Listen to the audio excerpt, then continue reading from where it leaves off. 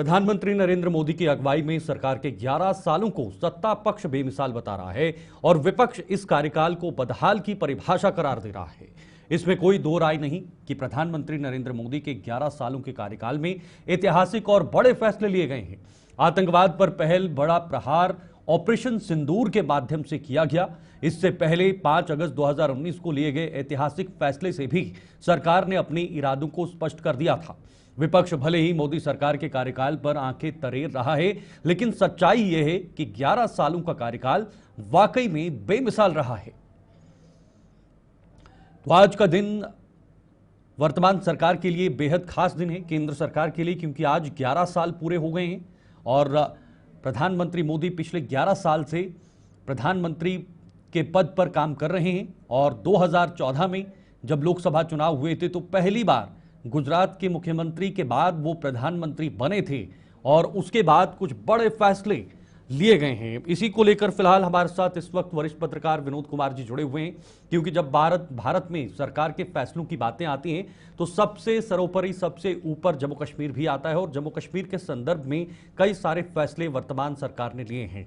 विनोद जी, जम्मू कश्मीर एक ऐसा राज्य है जो हमेशा सुर्खियों में रहता है, चाहे वो राजनीतिक सुर्खियां हो या बाकी अन्य चीजें हों, लेकिन जम्मू कश्मीर के संदर्भ में अगर मैं विशेषकर देखूं तो पिछले 11 साल में कौन से ऐसे बड़े फैसले हैं जिनको लोगों के सामने रखा जाना चाहिए, उन पर डिस्कस किया जाना चाहिए?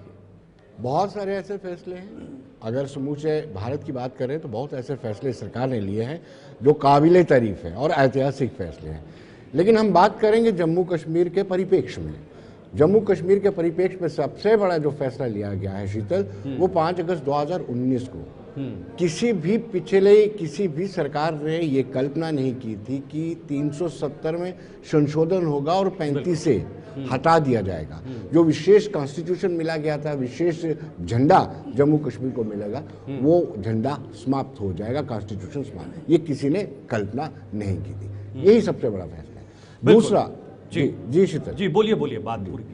दूसरा बड़ा फैसला ये कि किसी ने नहीं सोचा था कि जो अलगाववादियों का प्रभाव, जो आतंकवादी यासीन मलिक को बिट्टा कराते हो या फिर अलगाववादियों के बच्चों को जो नौकरी दी गई, सलाहुद्दीन के बच्चों को नौकरी दी गई हो, गिलानी के बच्चों को, पोतों को नौकरी दी हो, उन सबको नौकरी से बर्खास्त कर दिया।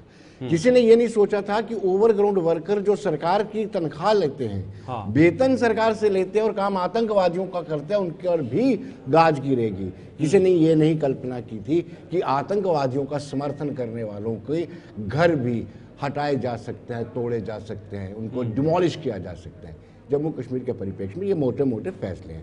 बिल्कुल। अगर हम डेवलपमेंट की बात करें तो वो भी एक लंबी फहरिस्त है। सोनमर्ग टनल है, अंजी ब्रिज जो कल परसों ही हुआ है, 2 एम्स दिए हैं, 2 एम्स, एक कश्मीर में एक जम्मू में, IIM, IIT, 7 मेडिकल कॉलेज दिए हैं, 51 डिग्री कॉलेजेस खोले गए हैं। तो बहुत सारा आतंक पर भी लगातार प्रहार जो किया है। तो मुझे लगता है कि जम्मू कश्मीर के परिप्रेक्ष्य में ये 11 साल बड़े इंपॉर्टेंट है। बिल्कुल। हाल ही में एक बड़े पुल, रेलवे का सबसे बड़ा पुल जिसका उद्घाटन प्रधानमंत्री ने किया, कश्मीर तक रेलवे को पहुंचाया, रेल लिंक से जोड़ा। इसके पीछे विनोद जी, आपने कहा कि 2019 में सबसे बड़ा फैसला जम्मू कश्मीर के संदर्भ में लिया गया था। क्या वही एक बड़ा फैसला है जिसके बाद एक नया जम्मू कश्मीर जो है वो तैयार हो रहा है, एक नए जम्मू कश्मीर का निर्माण हो रहा है, क्योंकि विकास गति भी तेजी से बढ़ रही है?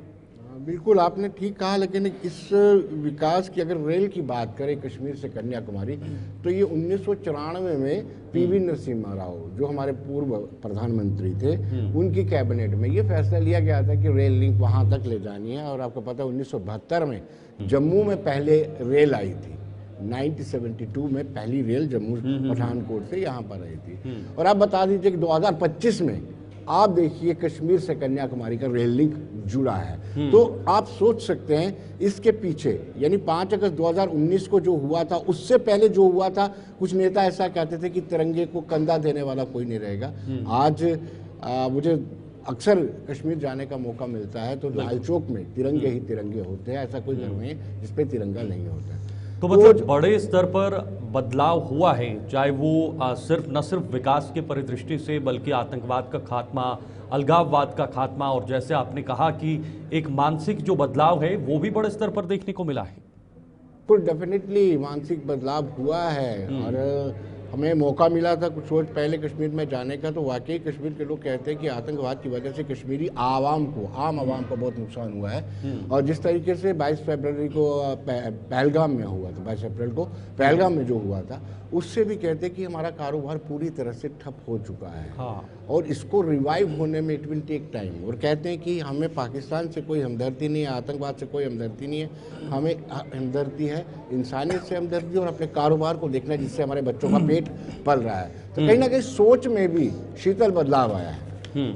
लेकिन विपक्ष को ये चीजें हजम नहीं हो रही हैं विनोद जी। पॉलिटिकली इस बात पर भी ये कहा जा रहा है कि भाई 10 साल बेमिसाल नहीं बल्कि ये तो बदहाल है। लगातार सवाल खड़े किए जा रहे हैं और जो आंकड़े हैं वो आपने भी बताए, मेरे पास भी हैं, चाहे वो 370 पर फैसला हो, आतंक पर प्रहार हो, सोनमर्ग टनल हो, जेड मोड़ टनल हो, अंजी ब्रिज हो, चेन्नई टनल हो, 2 एम्स हो, IIT जम्मू हो, IIM जम्मू हो, 51 डिग्री कॉलेज हो, 7 मेडिकल कॉलेज हो, कश्मीर तक रेल पहुंचाना हो। ये तो आंकड़े हैं, ऑन रिकॉर्ड हैं। आपने कहा कि विपक्ष, जब विपक्ष का नाम जुड़ जाता है तो क्या आपको लगता है कि हमारी राजनीतिक लोकतंत्र हमारा ऐसा है कि वो सरकार के कामों की तारीफ करेंगे?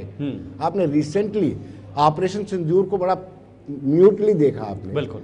आपने देखा किस तरीके से आल पार्टी मीट होती है, आल पार्टी मीट के बाहर कितना सौहार्दपूर्ण माहौल होता है कि सब एकजुट मिलकर के ये कहते हैं कि हम सरकार के प्रत्येक फैसले को इंडोर्स करेंगे और साथ में रहेंगे, कंधे से कंधा मिलाकर करेंगे। बाद में क्या होता है, एक एक करके वो ताश की पत्तों की तरह बिखर जाते हैं और हर एक व्यक्ति, मल्लिकार्जुन खड़गे कहते हैं कि ये छोटा सा ऑपरेशन था, छुटपुट ऑपरेशन था। बिल्कुल। और राफेल, अजय राय, राफेल के आगे नींबू बादाम क्या कितनी, मतलब आप सेना के पराक्रम को भी इंडोर्स नहीं करते हैं। बिल्कुल। और ये कहते हैं कि जो 1971 में हुआ वो इंदिरा गांधी ने किया। इस तरह की स्टेटमेंट मुझे लगता है कि नहीं होनी चाहिए थी। तो जब विपक्ष नाम जुड़ जाता है तो स्वाभाविक सी बात है वो सत्ता पक्ष की प्रत्येक बात का विरोध करेंगे। बिल्कुल। विनोद जी, जम्मू कश्मीर में पत्रकारिता में आप बहुत कई सालों से कवर कर रहे हैं, हर ग्राउंड पर आपकी नज़र बनी रहती है, चुनाव से लेकर विकास तक, विकास से लेकर बाकी अन्य चीज़ों तक तो आपकी पकड़ पूरी है।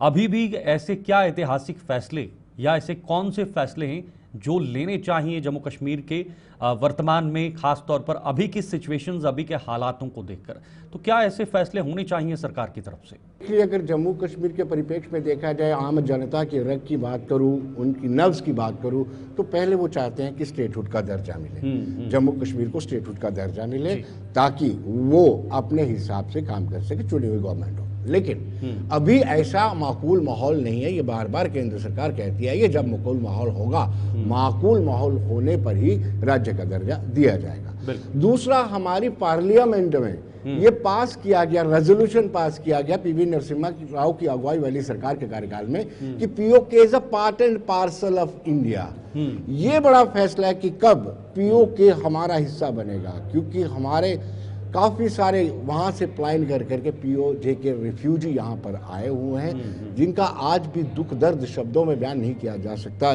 जिनको आज भी वहाँ की मेरी चिंता रहती है कि हम कब वापस जाएंगे, कब हमारी वो ज़मीन मिलेगी। तो अब मुझे लगता है कि एक ऐतिहासिक फैसला ये रह गया है कि उस रेजोल्यूशन जो PV नरसिम्हा राव के कार्यकाल में पारित किया गया था, उस रेजोल्यूशन के मुताबिक POK को अपना हिस्सा बनाना जी। बहुत बहुत शुक्रिया आपका विनोद जी, हमारे साथ ज्वाइन होने के लिए, हमारे साथ जुड़े वरिष्ठ पत्रकार विनोद कुमार जी जुड़े। फिलहाल जम्मू कश्मीर को लेकर बड़े फैसले लिए गए, उसमें से एक सबसे बड़ा फैसला था धारा 370 को हटाना। धारा 370 हटा तो जाहिर सी बात है जम्मू कश्मीर मुख्य धारा में आ गया। मुख्य धारा में आने के बाद यहाँ पर बहुत सारी चीज़ें बदली, विकास हुआ, सड़कें बनी, ट्रेन जो है वो भी कश्मीर तक पहुंची। लेकिन अभी भी कुछ ऐसे बदलाव हैं, ऐसे फैसले हैं जो सरकार की तरफ से लेना बाकी है।